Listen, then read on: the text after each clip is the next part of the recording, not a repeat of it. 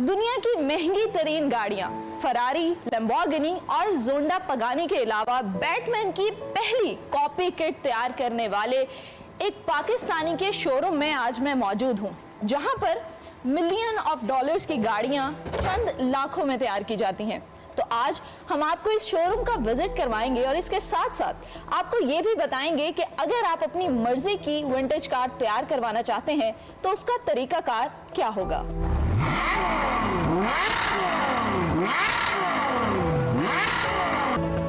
Sir, मुझे सबसे पहले तो ये चीज बताइए कि इस तरफ आने का शौक कैसे हुआ और कितने साल से आप ये काम कर रहे हैं। बेसिकली जी I am by profession I am an engineer. और एक बड़ा रूटीन था इसका मैं जवाब दे सकता हूँ कि मर्दों को बेसिकली बचपन से ही गाड़ियों का शौक होता है। बिल्कुल ऐसा ही। तो हमने एक दफ़ा ट्राई की, एक गाड़ी सेल्फ डिज़ाइन बनाई। सो देन मेरा इत्तेफाक हुआ अमेरिका जाने का और मुझे फरारी वालों से इंटरेक्ट करने का मौका मिला and I got the licence from them.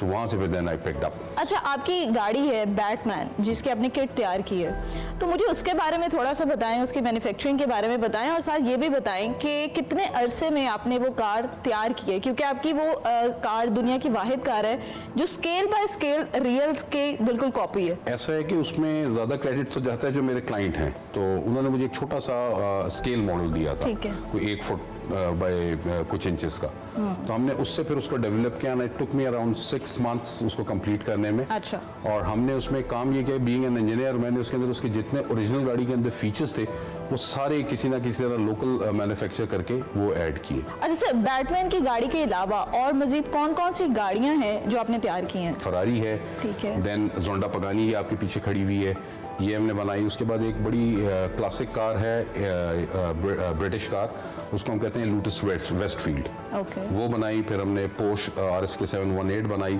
हम बच्चों के साथ प्रोजेक्ट्स करते हैं फाइनल ईयर के स्टूडेंट्स के साथ, तो हमें ख्याल आया कि जो कॉमन आदमी है जो एक मोटरसाइकिल के ऊपर चल रहा है उसके लिए कुछ किया जाए, उसका सोशल अपग्रेड किया जाए उसका स्टेटस।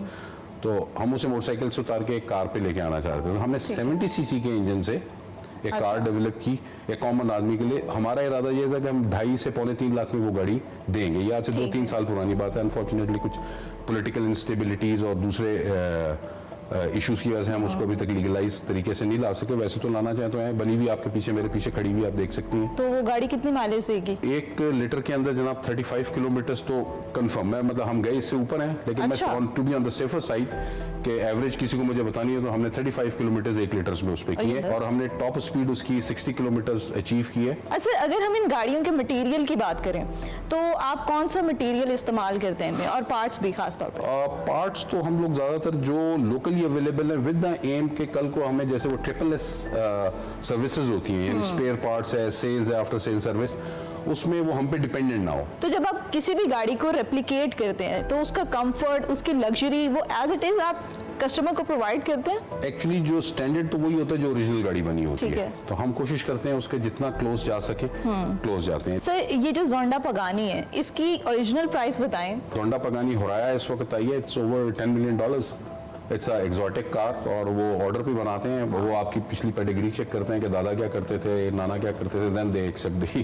क्योंकि अमाउंट बहुत बड़ी है। एग्जैक्टली। तो आपने ये गाड़ी कितने में तैयार की है? तो ये इस वक्त तकरीबन कोई 27-28 लाख में ये तैयार हो सकती है गाड़ी। It's a huge difference. It's a huge difference. Sir, आपने बात की कि आप स्टूडेंट्स के प्रोजेक्ट्स करवाते हैं, तो उन प्रोजेक्ट्स में आप किस किस तरह का काम कर चुके हैं अभी तक? कोशिश करते हैं ऐसे प्रोजेक्ट जिनसे पाकिस्तान का नाम रोशन हो और प्लस उस प्रोजेक्ट की कोई स्टार्टअप और कमर्शियल वैल्यू, ताकि वो बच्चे बजाय नौकरियां ढूंढने के 4-4 का ग्रुप बना के स्टार्टअप के तौर पे उसको लें और आगे कमर्शियलाइज करें। ठीक है। तो उसमें अब हमने ये 70 सीसी भी इसी तरह से कार बनी है। फिर हमने एक कंप्रेस्ड एयर व्हीकल बनाई जो सिर्फ कंप्रेस्ड एयर से चलती है, किसी बड़े कंप्रेसर से हवा भरवाएं and you can travel about 60-70 और वो हवा पे चलेगी गाड़ी। फिर हमने बायोगैस के प्लांट, एनर्जी सेक्टर में मैंने बायोगैस के बहुत प्लांट बनाए, अर्बन उसके लिए पोर्टेबल। सो घर में जितने ह्यूमन मतलब एक हाउस होल्ड में 5 लोग रह रहे हैं और जो उनका खाना बच जाता है उतना से खाने से आपके पूरे दिन की गैस बन सकती है घर में। ये एक आम आदमी की रसाई तक क्यों नहीं पहुंच पाई ये चीजें?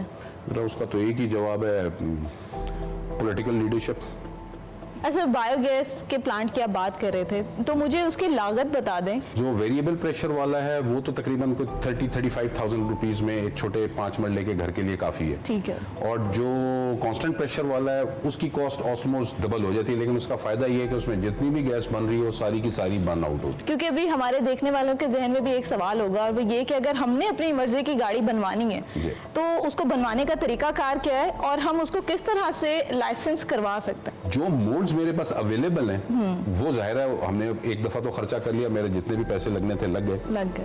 तो अब हम मोल्ड में से पीस निकालते हैं, उसको एक ही गाड़ी की कॉस्ट पे करनी है। दूसरा, अब हमारे पास 2 तरीके हैं, उसका जो नीचे का फ्रेम है वो हम खुद बनाते हैं, स्पेस फ्रेम हम उसको कहते हैं। ठीक हो गया। अगर उसने एज अ कलेक्टर बनानी है, कभी कभी चलानी है, कोई नहीं पूछता एग्जीबिशन में, जिसने डेली यूज करनी है, it has to be legal number लगा। तो उसको फिर हम एडवाइस करते हैं कि आप हमें जो बॉक्स चेसी होता है जिसमें नीचे फ्रेम होता है प्रॉपर, ठीक है, वो गाड़ी आप कोई ले लें, पुरानी सी कोई 40,000 वाली 50,000 वाली, उसकी किताब की उसी के ऊपर फिर हम अपनी बॉडी रख के उसको एग्जैक्ट उस तरह कर दें। तनवीर साहब, बहुत अच्छा लगा आपसे बात करके, और उम्मीद करती हूँ कि आपके ये जो प्रोडक्ट्स हैं वो बहुत जल्द हमें लाहौर की सड़कों पर नजर आए। आई होप सो जी। Thank you very much. Thank you so much.